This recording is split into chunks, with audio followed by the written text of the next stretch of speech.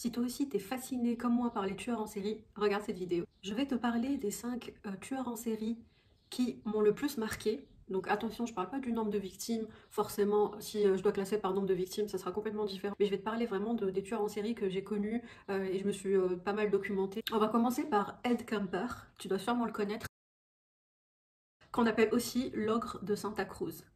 Lui, en fait, sa particularité, c'est que déjà, bon, c'est un tueur en série, déjà que c'est assez flippant comme ça, mais en plus, alors le mec, il fait 2 mètres et il fait un peu plus de 130 kilos. Donc t'imagines un peu la brute énorme, comme si c'était pas assez flippant comme ça. Alors lui, c'est quelqu'un aussi qui a un QI assez fort, il est très très intelligent. Il est né en Californie en 1948. Il a fait 10 victimes et il a été arrêté en 1973. Il a pris perpétuité. Je vais te donner un peu plus de détails sur ce fameux personnage en essayant aussi de pas être beaucoup trop longue. Alors souvent on remarque que les tueurs en série ont eu des enfances difficiles, de la maltraitance quand ils étaient enfants. Je dirais que c'est ça qui fait qu'ils deviennent ce qu'ils sont aujourd'hui. Bon, après, on ne les excuse absolument pas pour leur horrible crime, mais généralement, ça vient toujours d'un parcours assez martyrisant pour eux et assez peinant quand même. On ne peut pas s'empêcher d'avoir de la peine pour l'enfant de cette personne. Hein. Pas aujourd'hui, on ne peut pas avoir de la peine aujourd'hui pour cette personne, hein, mais on peut, disons, un peu comprendre, pas les motivations, mais on peut comprendre un peu la folie du tueur en question. Dans ce cas-là, il n'y a pas d'exception, c'est pareil. Ses parents ont divorcé quand il était plus petit. Aussi, il a beaucoup souffert de la maltraitance. Donc sa mère le frappait, sa grande sœur le frappait, sa grand-mère le frappait. Alors je sais pas ce qu'elles ont les femmes dans cette famille, mais elles sont un peu barjots. Aussi, sa mère le faisait dormir dans une cave quand il était enfant. Il a commencé à devenir psychopathe en torturant et en tuant des animaux. Donc, ce qui est pour moi tout aussi grave que de tuer des humains. Généralement, beaucoup de tueurs en série commencent par les animaux, mais bon, pour moi c'est pareil, ça restait des êtres vivants, que ce soit humains, animaux, c'est la même chose, c'est tout aussi horrible. Mais son premier meurtre d'humain, c'était à l'âge de 15 ans, donc assez jeune quand même, et c'était sa grand-mère. Souviens-toi, je t'ai dit que sa grand-mère le maltraitait, donc il l'a tué. Quelques minutes plus tard, il a tué son grand-père. Il a dit qu'il a tué son grand-père parce qu'il voulait pas qu'il soit malheureux suite au meurtre de sa femme, donc sa grand-mère. Quelque temps plus tard, il se fait interner à l'hôpital psychiatrique. On lui diagnostique une schizophrénie. Mais apparemment, quelques temps plus tard, un autre médecin a dit qu'il allait parfaitement bien, qu'il avait une santé mentale normale. Donc il est sorti de l'hôpital. Autre fait prévisible chez les tueurs en série, c'est que ce fameux Ed Kemper procédait au meurtre par le biais de l'autostop. Donc dès qu'il voyait des petites étudiantes autostoppeuses, il les laissait rentrer dans sa voiture et c'est là qu'il les tuait. Il a commencé comme ça, il a fait pas mal de victimes, donc 10 en tout, et il a fini par sa mère. Donc ce qui est assez choquant et horrible, même si sa mère le maltraitait et que bon, c'était pas vraiment une bonne personne. Ce qui est choquant, c'est la façon dont il l'a tué et comment il s'y est pris. Donc à la fin, il l'a juste égorgé, il a accroché sa tête sur sa cheminée et ensuite il s'en servait pour un jeu de fléchettes. Et il a aussi eu des rapports sexuels avec le corps de sa mère. C'est un fait qu'il nie, mais apparemment ça a été démontré et ça a été dit partout. Il pratiquait aussi la nécrophilie et le cannibalisme. Si tu connais la série Mindhunter sur Netflix, c'est une série américaine sur des agents du FBI qui vont parler avec des tueurs en série pour essayer de les percer un peu et de savoir ce qui se passe dans leur tête. Et dans la série, c'est assez intéressant parce qu'on trouve presque la sosie de la personne, hein, Ed Kemper. C'est une série que je te conseille, c'est vraiment très intéressant si tu t'intéresses tout simplement aux tueurs en série. Je te ferai de toute façon une vidéo aussi sur mes séries préférées. Voilà, donc c'était tout pour Ed Kemper. Passons maintenant au deuxième tueur en série, Jeffrey Dahmer, qu'on surnomme le cannibale de Milwaukee. Alors lui, il est né en 1960 au Wisconsin. Toujours même topo, ses parents ont divorcé, sauf que lui, il est devenu très vite alcoolique, au point de se retrouver dehors, arrêté à force de faire n'importe quoi dans la rue à cause de son alcoolisme.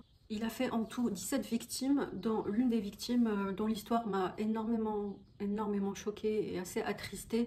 Je vais te la raconter. Il faut savoir que Dahmer était homosexuel, donc toutes ses victimes étaient des jeunes hommes.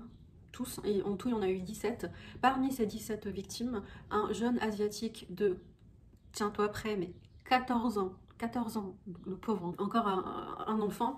Ce qui s'est passé de particulier avec ce jeune garçon, il l'a suivi à l'hôtel, donc il a suivi Dahmer à sa chambre d'hôtel.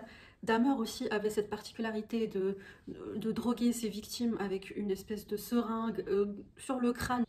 Et comme ça, il avait tout simplement une victime assez shootée, qui ne sait pas ce qui se passe, et comme ça, il peut en profiter comme il veut, y compris la tuer, la torturer, etc. Lui, donc, ce petit jeune homme a réussi à s'enfuir. Il est parti de la chambre d'hôtel, il s'est retrouvé dehors.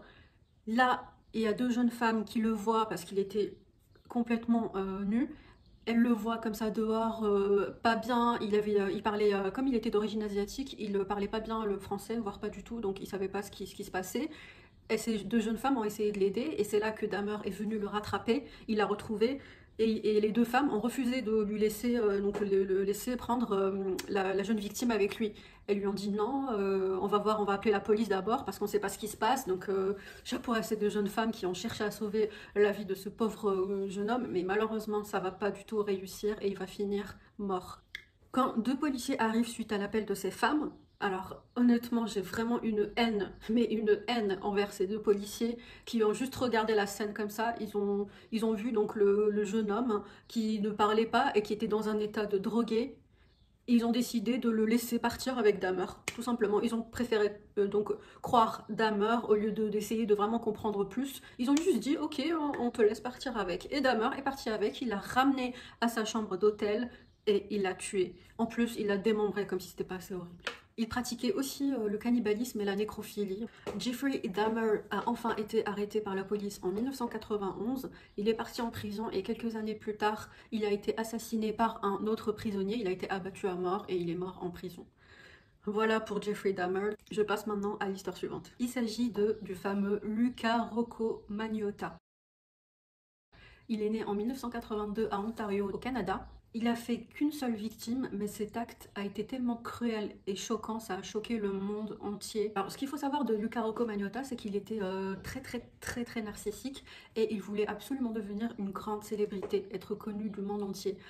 Il a commencé par faire un peu de mannequinat, ça n'a pas très bien réussi. Ensuite, il a commencé à créer plusieurs pages Facebook à son nom. Comme ça donne l'impression que c'est un personnage public assez connu et qu'il a plusieurs fans, alors qu'en fait c'est lui-même qui créait ses propres pages et les propres personnes qui aiment ses vidéos. Il a ensuite envoyé une photo sur internet assez choquante de petits chatons qu'il mettait dans un sac et qu'il aspirait jusqu'à étouffement dans le sac. Donc cette vidéo a profondément choqué, heureusement, le monde entier. Et c'est là qu'a commencé la chasse à l'homme. Ça a commencé par une petite équipe d'amateurs enquêteurs sur internet qui essayaient de tout faire pour retrouver ce fameux Luca Magnotta, alors que la police de son côté n'a rien essayé de faire. Si ça t'intéresse, il y a la vidéo sur Netflix sur le cas de Luca Rocco Magnotta qui s'appelle Don't Fuck with Cats. C'est grâce à ce petit groupe sur Facebook qui a commencé à se constituer petit à petit qu'on a pu arrêter ce tueur en série. Tu te souviens sûrement de cette fameuse vidéo qui a choqué le monde entier, à part celle des chats. C'est celle de la mise en scène de cannibalisme sur internet. Luca Rocco Magnotta a tué sa première et dernière victime. C'est un jeune homme chinois qui s'appelle Jun Lin. Il a tué ce pauvre jeune homme. Il a commencé à filmer. Donc il a filmé une fois que le cadavre était là. Il a commencé à faire un acte de cannibalisme en découpant une partie de sa fesse et avec couteau et fourchette et de manger ça. La vidéo durait 10 minutes et c'était envoyé sur un site assez gore. C'est là que les policiers ont commencé à prendre les choses très au sérieux et c'est là qu'a commencé sérieusement la chasse à l'homme. Il a pas mal réussi à fuir la police pendant des années jusqu'à ce qu'un jour il se rende à Berlin. Il avait fait Paris avant, donc il faisait un peu le monde entier, donc Canada, Paris, Allemagne. Mais c'est à Berlin, quand il s'est rendu dans un cybercafé, que le propriétaire a remarqué ce jeune homme et il l'a reconnu et il a appelé la police. C'est là que la police est tout de suite arrivée et l'a arrêté. Donc c'était en 2012 qu'il a enfin été arrêté et qu'il est en prison. Le problème, c'est que Luca Rocco Magnotta a un peu eu ce qu'il voulait car il était très célèbre avec cette histoire et aujourd'hui il a même des fans. Afin que cette vidéo ne soit pas très longue, je te ferai une deuxième partie sur les tueurs en série qui m'ont le plus marqué dans une autre vidéo. J'espère en tout cas que ça t'a plu. Je tiens à préciser que quand je dis que je suis fascinée par les tueurs en série, ça ne veut dire en aucun cas que je les admire ou que je suis fan ou quoi que ce soit. Bien sûr que non, c'est juste que c'est très intéressant, assez perturbant. Si t'as aimé cette vidéo, mets un pouce bleu et abonne-toi, ça me ferait énormément plaisir. Merci d'avoir suivi cette vidéo en tout cas. Je te fais de gros bisous et je te dis à très vite pour une autre vidéo.